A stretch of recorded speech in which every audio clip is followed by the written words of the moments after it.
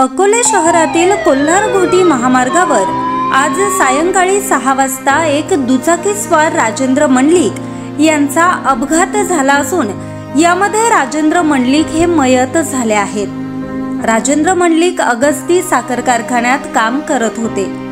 कारखान्यातील आपली ड्युटी संपवून घरी जात असताना हॉटेल निमंत्रण समोर हा अपघात झालाय।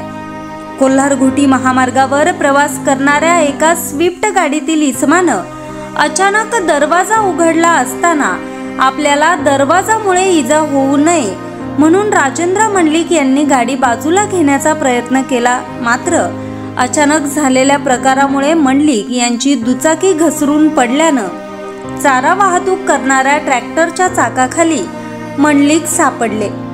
यावेळी उपस्थितांनी मंडलिक यांना तातडीनं भांडकोळी येथील हॉस्पिटलमध्ये उपचारासाठी दाखल केलं असता त्यांची प्रकृती स्थिर नसल्यानं त्यांना संगमनेर येथील मेडिकवर हॉस्पिटल या ठिकाणी हलवण्यात आलं। या ठिकाणी त्यांना मृत घोषित करण्यात आलं। यामुळे अकोले तालुक्यातील त्यांचे कुटुंब, मित्र परिवार, नातेवाईक यांच्यावर शोककळा पसरली आहे। न्यूज सह्याद्री एक्सप्रेस साठी संपादक भाऊसाहेब साळवे, अकोले।